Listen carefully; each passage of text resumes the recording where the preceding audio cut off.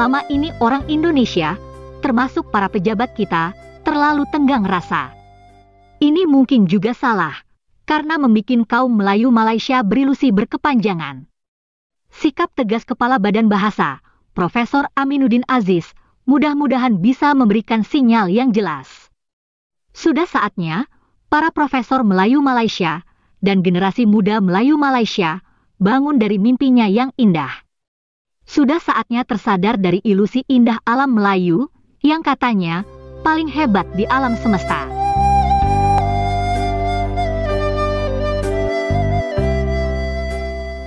Yang terjadi, para profesor Malaysia telah bersikap ceroboh dan keliru. Menganggap bahasa Indonesia dan bahasa Melayu sama saja, itu adalah kesalahan besar. Menganggap bahasa Melayu dituturkan 300 juta orang, itu melecehkan bahasa Indonesia, melecehkan bangsa Indonesia. Perdana Menteri sudah gembar-gembor, ingin menjadikan bahasa Melayu sebagai bahasa ASEAN. Dia pun lantang ingin mengembalikan bahasa Melayu sebagai bahasa lingua franca. Coba saja kita simak lagi.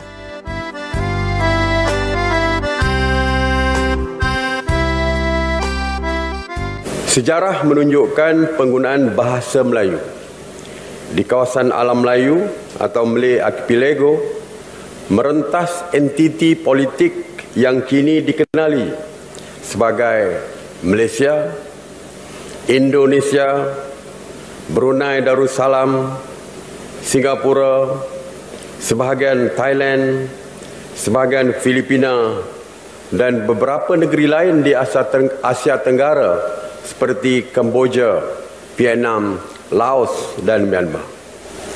Supaya bahasa Melayu kembali dijadikan lingua franca. Dan ia diyakini boleh dijadikan salah satu bahasa rasmi ASEAN.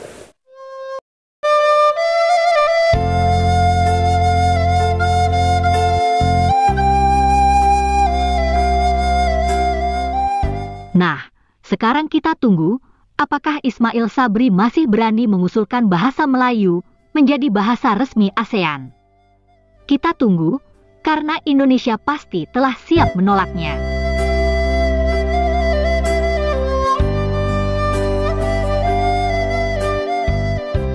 Semua itu gara-gara konsepsi yang keliru mengenai tamadun Melayu. Orang-orang bukan suku Melayu dipaksa menjadi Melayu di Malaysia. Ini jelas menyalahi kodrat, menghapus sama sekali identitas etnis. Orang yang bukan Melayu bisa menjadi Melayu asalkan beragama Islam. Karena sejak awal pondasinya rapuh, akhirnya kebudayaan yang hendak dibangun pun penuh dengan kepalsuan. Artinya hingga sekarang, isu perkauman tak kunjung selesai. Nah, kenapa konsep yang gagal itu kini mau diekspor ke Indonesia? Profesor Malaysia ingin memelayukan Nusantara, memelayukan Indonesia. Betapa arogannya para profesor dan pemimpin semenanjung ujung Medini. Kita dengar saja ilusinya berikut ini.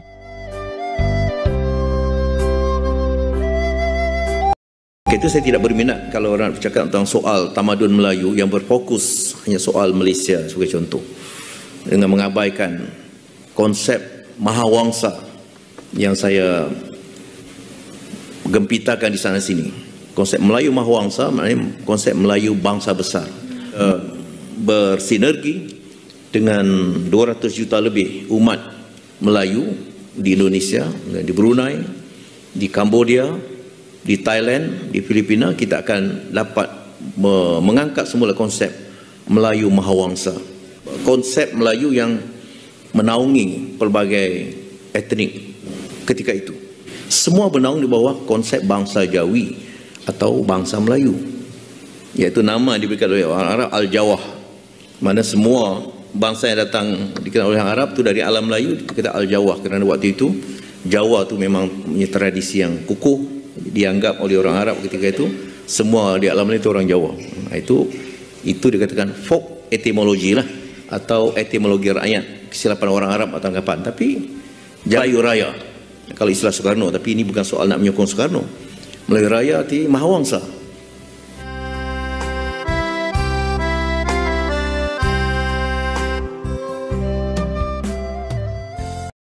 Entah apa sebenarnya motif profesor dan pemimpin Malaysia. Mereka mungkin bisa membodohi rakyat Malaysia dengan konsep ilusi. Tapi bangsa Indonesia tentu tidak bisa ditipu dengan konsep akal-akalan.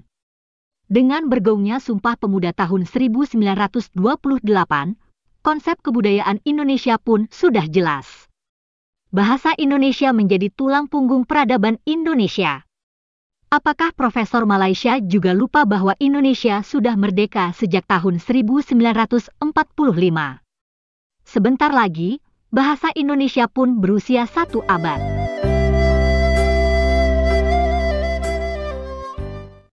Selama ini mereka juga menganalogikan bahasa Melayu dan bahasa Indonesia seperti varian dalam bahasa Inggris. Ada varian Amerika, Australia, dan sebagainya. Ini sebenarnya omong kosong. Varian bahasa Inggris itu lebih ke logat atau aksen. Kosakata yang berbeda sedikit sekali.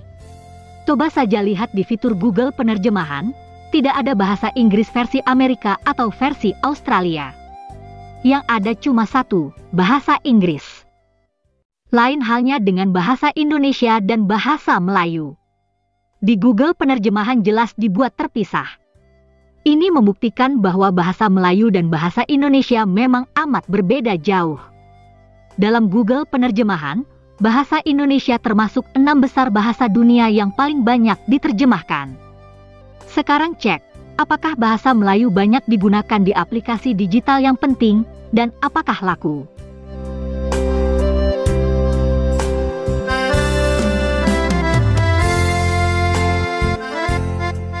Zaman lingua franca bahasa Melayu sudah berlalu ratusan tahun. Sekarang, omong kosong jika bahasa Melayu digunakan di persada dunia, apalagi di Malaysia sendiri bahasa Melayu terpinggirkan. Pertanyaannya, kalau bahasa Melayu Malaysia terancam pupus, mau bicara apa soal tamadun Melayu, yang katanya super hebat itu? Gagalnya bahasa Melayu, seharusnya tak membuat Profesor Malaysia bersikap ngawur, yakni ingin mengusik bahasa Indonesia, mengganggu peradaban Indonesia.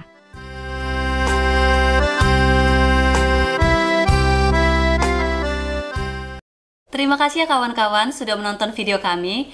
Tetap sehat dan semangat. Sampai jumpa lagi.